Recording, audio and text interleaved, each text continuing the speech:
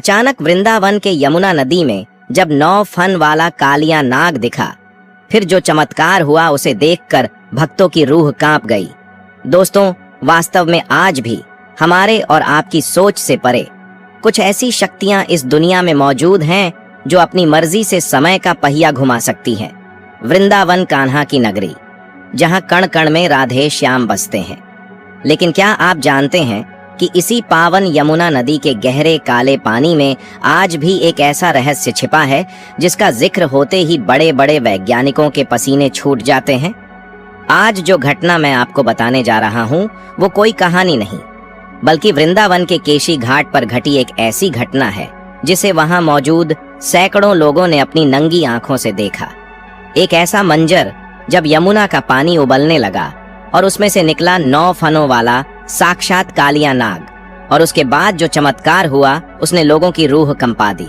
दिल थाम कर बैठिए, क्योंकि आज का वीडियो आपके होश उड़ा देगा। भक्तों, आधा अधूरा ज्ञान सुनना या छोड़ देना दुख और पाप का कारण बनता है, इसलिए इस घटना को अंत तक अवश्य देखें। अगर आप भी श्री कृष्ण भगवान के सच्चे भक्त हैं तो इस वीडियो को लाइक करके चैनल को सब्सक्राइब जरूर करें और कमेंट में राधे राधे जरूर लिखें। तो चलिए बिना किसी विलंब के शुरू करते हैं। तारीख थी 14 नवंबर, कार्तिक मास की काली अमावस। वृंदावन में ठंड की शुरुआत हो चुकी थी। घड़ी में रात के 2 बज रहे थे। आमतौर पर इस समय केशी घाट पर सन्नाटा होता है, लेकिन उस दिन एक विशेष गुप्त पूजा के लिए कुछ नागा साधु और स्थानीय मछुआरे वहां मौजूद थे। माहौल में एक अजीब सी खामोशी थी। हवा एकदम रुकी हुई थी। यमुना का पानी जो हमेशा बहता रहता है वो उस रात एकदम शांत था, जैसे किसी तूफान के आने का इंतजार कर रहा हो। वहां मौजूद एक केशव दास काका थे जो पिछले 40 सालों से यमुना किनारे नाव चलाते हैं। बताते हैं कि उन्होंने अपनी जिंदगी में यमुना को इतना काला कभी नहीं देखा था। पानी का रंग गहरा नीला और काला पड़ चुका था।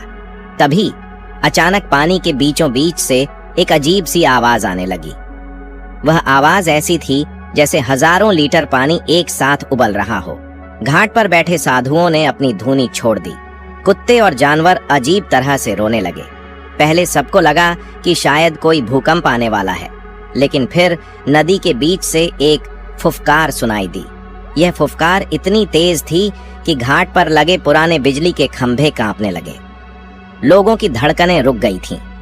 टॉर्च की रोशनी पानी तक नहीं पहुंच पा रही थी, क्योंकि वहां घना कोहरा छा गया था। और फिर कोहरे को चीरते हुए वो आकृति ऊपर उठी। वो कोई साधारण जीव नहीं था। केशव दास और वहां मौजूद सैकड़ों से ज्यादा लोगों के पैरों तले जमीन खिसक गई। पानी की सतह से लगभग 40 फीट ऊपर एक नहीं, 2 नहीं, बल्कि 9 विशालकाय फन 9 हवा में लहरा रहे थे। उसकी त्वचा का रंग पन्ने जैसा हरा और गहरा काला था। उसके हर एक फन पर एक चमकीली मणि जैसी चीज चमक रही थी, जिसकी रोशनी से पूरा घाट नीली आभा में नहा गया। उसकी आंखें अंगारों की तरह लाल थीं, जिनमें देखने की हिम्मत किसी में नहीं थी। भक्तों के मुंह से आवाज नहीं निकल रही थी। ये वही कालिया नाग था जिसका वर्णन हमारे पुराणों में मिलता है, जिसे द्वापर युग में भगवान कृष्ण ने नाथा था। लेकिन कलयुग में यहाँ कैसे? उस विशालकाय नाग ने एक जोरदार फुफकार मारी, जिससे यमुना का पानी लहरों में बदल गए और घाट की सीढ़ियों तक आ पहुंचा। लोग जान बचाने के लिए पीछे भागे। भगदड़ मच गई। ऐसा लग रहा था कि आज प्रलय निश्चित है। वो नाग गुस्से में लग रहा था। उसके नथुनों से विषैला धुआं निकल रहा था, जिससे लोगों का दम घुटने लगा। ऐसा लगा कि कालिया नाग आज पूरे वृंदावन को अपने विष से जला देगा। लोग रो रहे थे, कृष्ण कृष्ण चिल्ला रहे थे। तभी वो चमत्कार हुआ जिसे विज्ञान आज तक नहीं समझ पाया। जैसे ही कालिया नाग ने अपना सबसे बड़ा फन नीचे की ओर झुकाया, कहीं से बिना किसी स्रोत के एक बांसुरी की आवाज गूंजने लगी। वो आवाज किसी इंसान द्वारा बजाई हुई नहीं लग रही थी। वो आवाज हवा में थी, पानी में थी, हर किसी के दिल में थी। उस बांसुरी की तान सुनते ही वो 9 फन वाला विशालकाय कालिया नाग, जो अभी तक मौत का दूसरा नाम लग रहा था, अचानक थम गया। उसका गुस्सा, उसका विष सब जैसे पिघल गया। दर्शकों ने देखा कि वो विशाल नाग धीरे धीरे नीचे झुकने लगा, जैसे वो किसी अदृश्य शक्ति को प्रणाम कर रहा हो। और फिर यमुना के पानी के ठीक ऊपर एक दिव्य नीली रोशनी का पुंज प्रकट हुआ। उस रोशनी में कोई आकृति साफ नहीं थी, लेकिन आभास साफ था।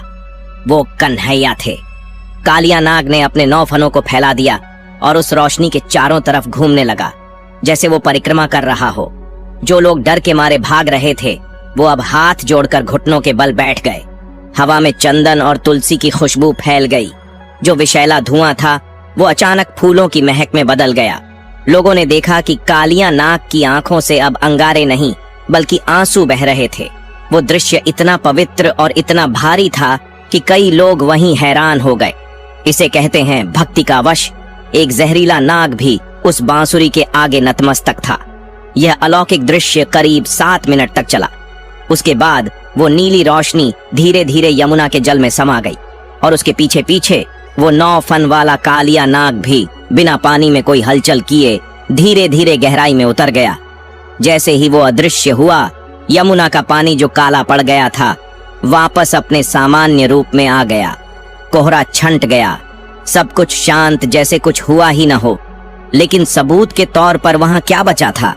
घाट की सीढ़ियों पर गीली मिट्टी में एक विशालकाय सांप के रेंगने के निशान, जो किसी भी सामान्य एनाकोंडा या अजगर से 100 गुना बड़े थे। अगली सुबह वहां मीडिया और प्रशासन के लोग पहुंचे।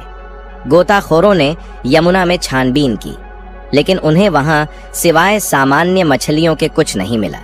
लेकिन वहां मौजूद सैकड़ों लोग, जिनके मोबाइल कैमरे उस वक्त रहस्यमयी तरीके से बंद पड़ गए थे, वो आज भी कसम खाकर कहते हैं कि उन्होंने साक्षात कालिया नाग को देखा था। तो दोस्तों, क्या यह सिर्फ एक भ्रम था, या कलयुग के बढ़ते पाप को देखकर भगवान ने अपने होने का प्रमाण दिया है? वृंदावन की गलियों में आज भी लोग कानाफूसी करते हैं कि कालिया नाग मरा नहीं, वो बस इंतजार कर रहा है अपने स्वामी की अगली आज्ञा का।